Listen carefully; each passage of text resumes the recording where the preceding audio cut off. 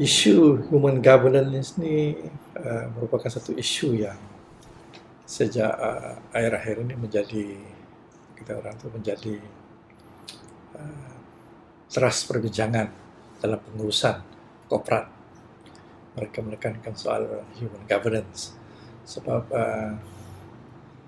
dalam pengurusan korporat ataupun pengurusan organisasi sejak di zaman yang mutakhir ini kadang-kadang dia terlupa isu pokok dalam organisasi itu ialah isu manusia. Jadi bila isu manusia itu diketepikan, dia terlalu menekankan kepada prosedur dan sistem, akhirnya dia terlupa bahawa isu kemanusiaan itu merupakan teras untuk menjadikan suatu organisasi itu bukan saja efisien tetapi efektif. Efektif dalam arti kata maknanya kalau kita ingin mengawal keberkesanan dan juga kecekapan satu organisasi itu, yang perlu diberi perhatian ialah soal-soal tentang human governance. Human governance ini kadang-kadang merujuk juga kepada soal-soal yang berkaitan dengan isu dalaman manusia, soal integriti, soal hal-hal yang tidak boleh semata-matanya dikawal oleh sistem ataupun presiden. Tapi kadang-kadang dalam human governance ini dia juga merujuk kepada bagaimana isu dalaman manusia itu dapat mengawal dirinya sendiri. Yang itu juga pokok. Yang keduanya dalam human governance juga yang perlu dicekapkan yang ialah bukan saja hal-hal yang berkaitan dengan keberkesanan sistem, tapi juga keberkesanan manusia itu. Bila keberkesanan manusia itu merujuk kepada kompetensi. Jadi bila kita merujuk kepada kompetensinya, di situlah nanti bagaimana kemahiran, ilmu dan juga kecekapan itu akan meningkatkan kecemerlangan dalam organisasi. So itu di antara perkara-perkara yang pokok dalam human governance.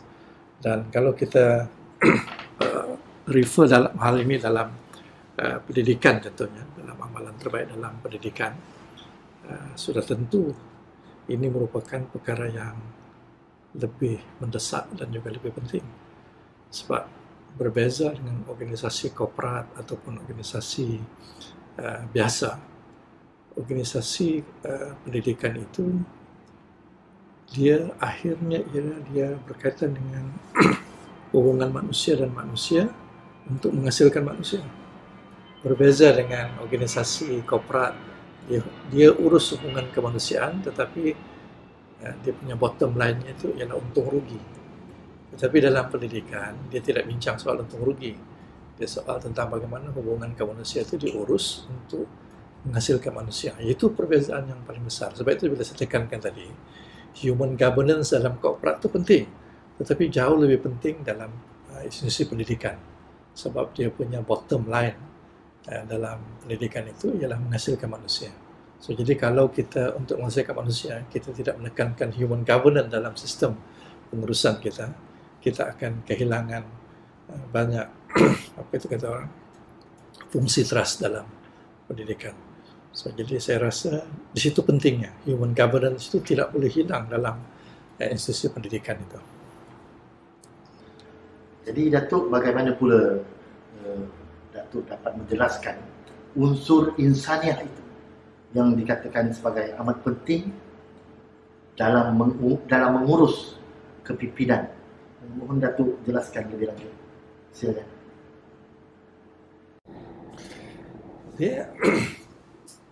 Kita balik tanya soalan pokoknya. Kewujudan sekolah. Kalau kita ambil sekolah, kita jangan ambil PPD, JPN atau kementerian. Itu dah jauh di atas kan. Wujudnya Kementerian Pendidikan itu kerana ada Jabatan Pendidikan.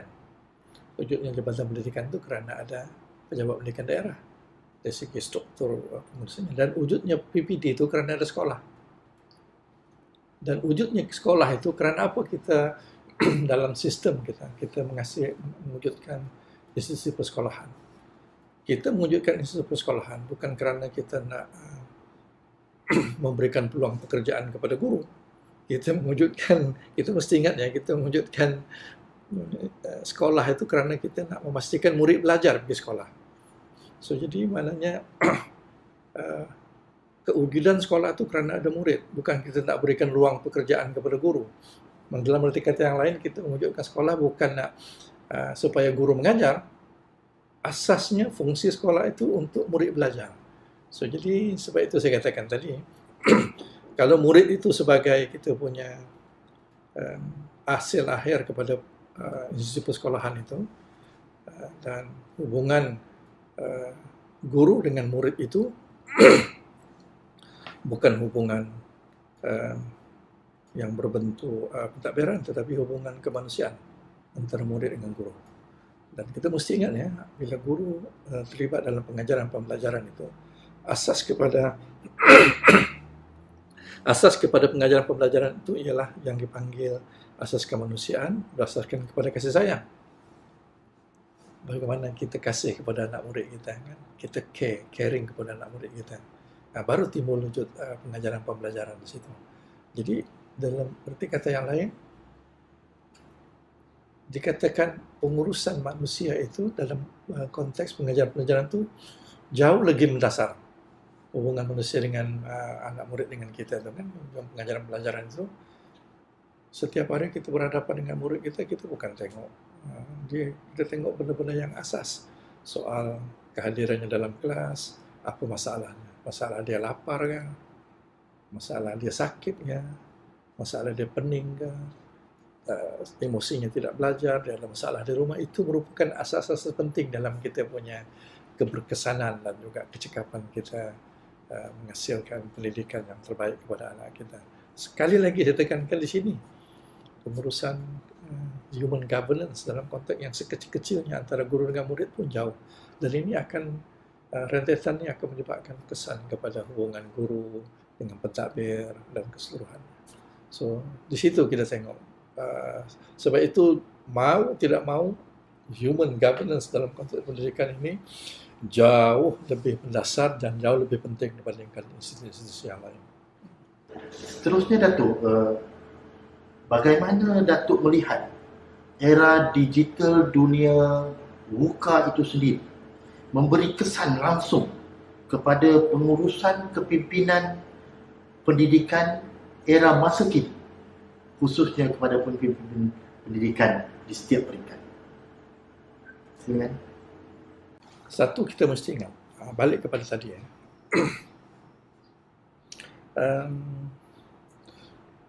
Kalau kita bincang soal digital, kita tengok tentang kesan digital dalam pendidikan ini, dari segi pengurusan. Kita dapati sekarang, kalau kita tengok perkembangan dunia digital ini, cara kita berfikir itu, kalau zaman yang sebelum digital tu kita panggil zaman industri gitu kan. Zaman industri itu kita dapati cara berfikir kita adalah cara berfikir yang terlalu centralized. Sistem kita, macam sistem kita sekarang lah, terlalu centralized. Cara fikir kita juga centralized.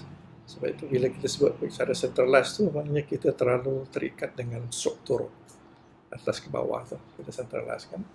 Yang kedua, pemikiran industrialized ni, yang industri ni, dia juga terlalu specialized. Sebab itu kalau kita tengok dia yang ketiga, dia terlalu apa yang dipanggil terlalu close. Tetapi dalam dunia internet, cara berfikir dalam dunia internet ni dia decentralized. Maknanya maklumat dan ilmu itu sudah merata. Kemudian yang kedua, dia juga open. Dan yang ketiganya dia sudah pendemokrasian maklumat itu sudah jelas. Tetapi sekarang ni, dalam dunia yang dikatakan VUCA sekarang ni, yang volatile, uncertainty, apa semua ni kan, sudah wujud satu pemikiran yang dipanggil digital thinking. Bukan lagi internet thinking, digital thinking. Digital thinking ni dia mengambil kira juga ciri-ciri yang ada dalam pemikiran dunia internet itu, dan juga tetapi sekarang sudah lebih kata orang tu lebih cekap. Sebab pemikiran yang ada dalam digital thinking tu dia lebih jitu dan juga lebih intelligent, lebih bijaksana. Sebab dalam digital thinking itu sudah timbul apa yang dipanggil ledakan pembelajaran yang pelbagai itu. bila dikawal oleh artificial intelligence contohnya kan, cara pembelajaran itu lebih terbuka, lebih multimedia dan sebagainya. So jadi kalau kita tengok ini, bagaimana dia memberi kesan kepada kepimpinan? Sebab itu dalam konteks baru ni, kepimpinan dia tidak boleh lagi menjadi tertumpu kepada diri dia saja. Sebab setiap orang dalam generasi baru ni, guru-guru kita, pegawai-pegawai kita, orang pun boleh akses maklumat dengan cepat dan dia boleh kemahiran yang berbagai. Sebab itu kita tengok dalam dunia digital thinking, dunia sekarang buka ni, kita mesti bekerja secara kolaboratif. Ini salah satu yang paling penting dalam digital thinking. Collaborative working ini. Maksudnya kita tidak boleh membiarkan hanya kita je kontrol segala-galanya. Seolah kita je yang tahu semua. Tidak boleh macam tu. Sekarang ni masing-masing boleh itu yang kita panggil decentralized leadership itu. Kita decentralized. Bukan saja maklumat itu decentralized, leadership juga decentralized. Jadi kebanyakan peranan kepimpinan pada ketika ini dia adalah kepimpinan yang lebih apa yang dipanggil distributif. Dipanggil distributif punya leadership. So jadi situ sekarang kalau kita tengok dalam dunia sekarang ni, dalam dunia pendidikan dia cepat adapt benda ni. Pemikiran distributive leadership ni sudah mudah dibincangkan. So maknanya di situ. Tetapi satu perkara yang paling penting dalam dunia digital ini kita kena faham ya.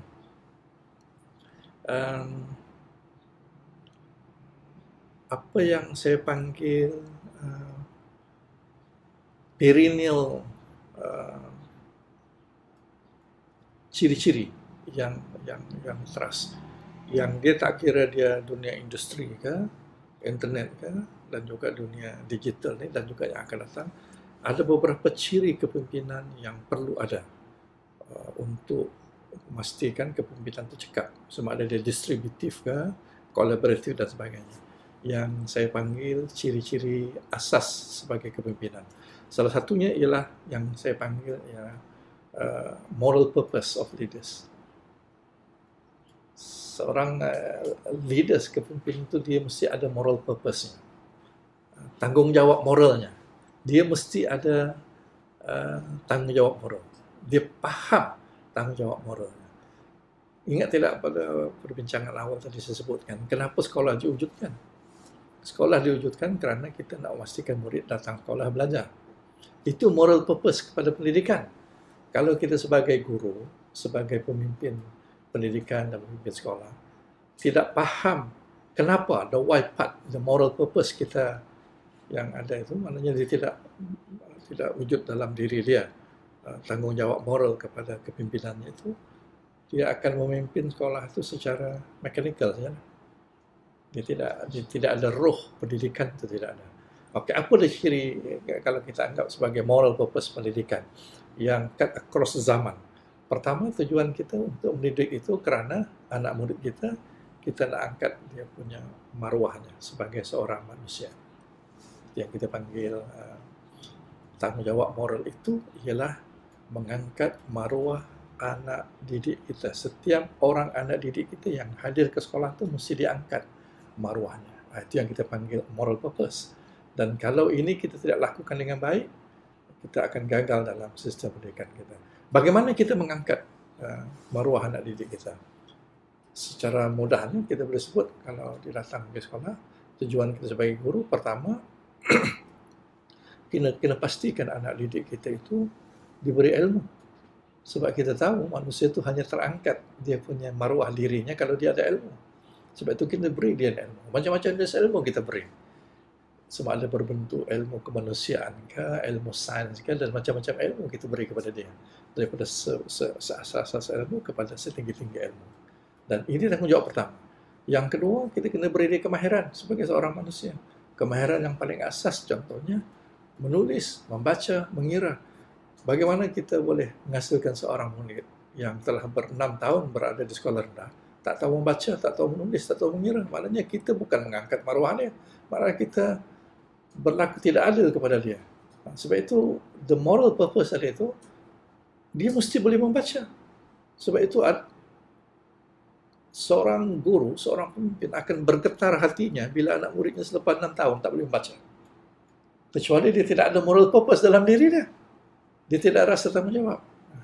Dan yang ketiganya, bukan saja dia beri ilmu dan beri kemahiran ataupun kompetensi sebagai seorang manusia, tetapi juga dia perlu menerapkan nilai adab kepada anak didiknya. Sebab yang menyebabkan dia jadi manusia itu kerana dia ada adab, ada nilai sebagai seorang manusia. Jadi ketiga-tiga benda ini pada saya adalah asas untuk dia mengangkat maruah anak didiknya. Yang inilah yang menjadi tanggungjawab moral seorang pemimpin. So jangan lupa itu. Dan ini benda ini berterusan, tak kira di zaman apa pun. Zaman digital, tak digital. Kan?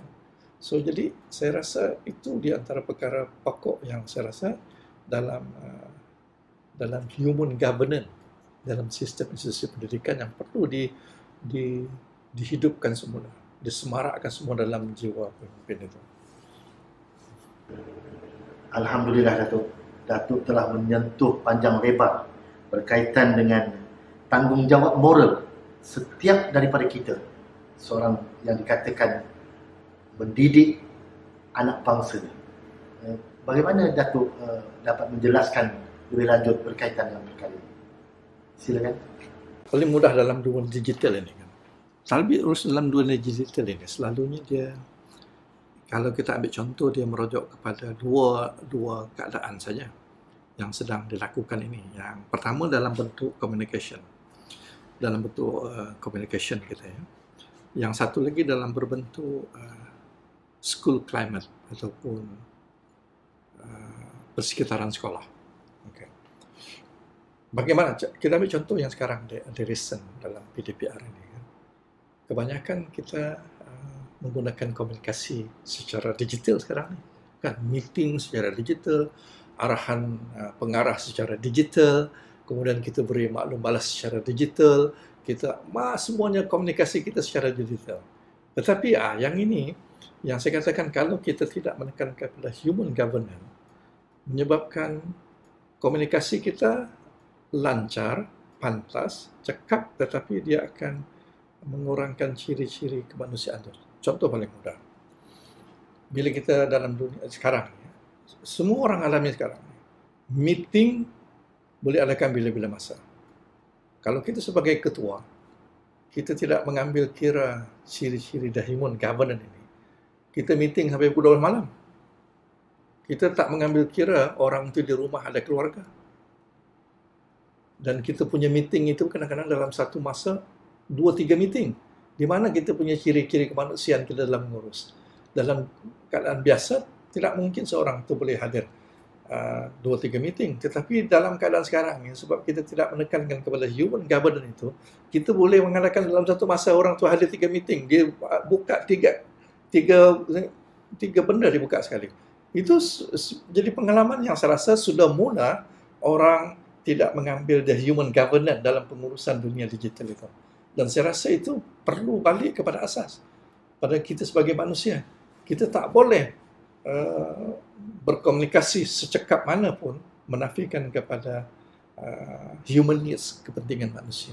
Sebab kecekapan manusia itu, cekap komunikasinya, tetapi semakin lama dia akan menurun kalau umpamanya needs asas kita sebagai manusia tidak dipenuhi. So saya rasa perlu diambil perhatian yang itu. Di sekolah pun begitu juga sekarang ni. Bagaimana arahan pengetua, arahan pemimpin sekolah, dia tidak mengambil kira kepada the human sides guru itu. Dia ambil kira kecekapan arahannya dan maklum balas yang dia dapat. Dan saya rasa sudah mula human governance dalam dunia digital ini tidak diambil kira. Kerana apa? Kerana kita sekarang dalam proses transisi dan masing-masing tengah adjust. Tetapi saya rasa sudah tiba masanya perlu ada etika untuk mengawal. Bila etika ini maknanya mengawal bagaimana kita mengurus meeting, latihan dan sebagainya. Kadang-kadang disuruh kita hadir kursus online. Dalam masa sama 2-3 kursus yang kita kena pergi. Itu juga satu benda yang saya rasa sudah mula membudaya dan tidak diurus dengan baik. Begitu juga di sekolah. Kan? Bila kita sekitaran sekolah itu kan kita nak mengadakan pengajaran pembelajaran yang cekap, umpamanya menggunakan teknologi terkini, dunia digital, kita flip classroom. Tetapi dalam masa yang sama kita sudah mula tidak mengambil kira emosi manusia itu, keperluan manusia itu. Saya rasa di sinilah perlunya seorang pemimpin yang paham tentang the moral purpose pendidikan itu, dia mengambil kira benda ini. Sebab bukan kecekapan komunikasi, kecekapan pengajaran pembelajaran itu saja, tetapi bagaimana kita dalam masa yang sama mengambil kira the basic needs, keperluan asas sebagai seorang manusia. Saya rasa itu pokoknya. Alhamdulillah Datuk. Datuk telah menyentuh panjang lebar berkaitan dengan tanggungjawab moral setiap daripada kita. Seorang yang dikatakan mendidik anak bangsa. Bagaimana Datuk dapat menjelaskan lebih lanjut berkaitan dengan perkara ini? Silakan. Pada saya satu saja. Kalau kita balik, sebab itu dalam pengurusan organisasi, masalah pertama timbul dalam pengurusan organisasi ini ialah bukan sangat soal sistem. Prosedur itu pada saya, ya betul, ambil fikiran. Tapi selalunya masalah dalam organisasi itu, dia berpunca dari hubungan kemanusiaan. Kita mewujudkan pelbagai sistem contohnya. Kita mewujudkan supaya tidak berlaku penyalahgunaan kuasa, tidak berlaku penyelewengan. Bukan kerana sistem itu tidak cekap, kerana manusia itu perlu dikawal. Jadi hubungan manusia itu menyebabkan soal integriti, soal kepercayaan, trust. Jadi kita sistem itu hanya sebagai alat untuk membantu mengawal hubungan kemanusiaan. Tetapi kalau kita terlalu kepada sistem, maknanya kita terlupa kepada mengawal manusia itu bukan saja daripada peraturan kepada sekelilingnya, tetapi juga daripada dalaman manusia itu kan. Sebab itu perlu ada keseimbangan di antara bagaimana kita menimbulkan tanggungjawab dalam diri seseorang itu dan bagaimana juga sistem itu membantu. Sistem itu bukan bekerja mengawal, tetapi sistem yang ada di luar itu juga perlu memupuk tanggungjawab dalaman seorang manusia. Sebab itu contohnya dalam suatu organisasi, kenapa kita menekankan human resource. Human resource itu bukan saja kita berikan dia kemahiran untuk melakukan kerja, tapi bagaimana kita dalam itu kita juga memupuk dia punya keikhlasannya, memupuk rasa tanggungjawabnya, memupuk rasa simpati, empatinya. Yang itu tidak boleh dikawal oleh sistem, itu dikawal oleh diri sendiri. Dan ini jauh lebih penting apabila berkaitan di antara guru dengan guru di sekolah. Sebab guru dengan guru di sekolah ini dia punya apa yang saya panggil, dia punya kuasa pengikat guru di antara guru di sekolah itu anak murid dia. Jadi bagaimana anak muridnya itu dapat benefit di antara hubungan yang baik di antara guru dengan guru, menyebabkan anak muridnya dapat kesan. Dan ini perlu dimainkan oleh pemimpin sekolah. So balik lagi benda ini, seorang pemimpin sekolah itu perlu memberikan tumpuan kepada hubungan kemanusiaan di sekolah. Dan hubungan kemanusiaan ini adalah central, trust kepada human governance. Dan ini dia akan diikat jika sekiranya semua orang dalam sekolah itu mempunyai moral purpose yang sama. Okay, terima kasih sekali kepada IB Cawangan Sabah yang memberi kesempatan kepada saya untuk sama-sama berkongsi pandangan tentang isu human governance dan amalan terbaik dalam mencapai kecemerlangan dalam kepimpinan pendidikan, terutamanya dalam era digital dan juga era yang tidak menentu, yang volatile, uncertainty semua ini kan. So terima kasih sekali lagi lah atas kesempatan yang diberikan.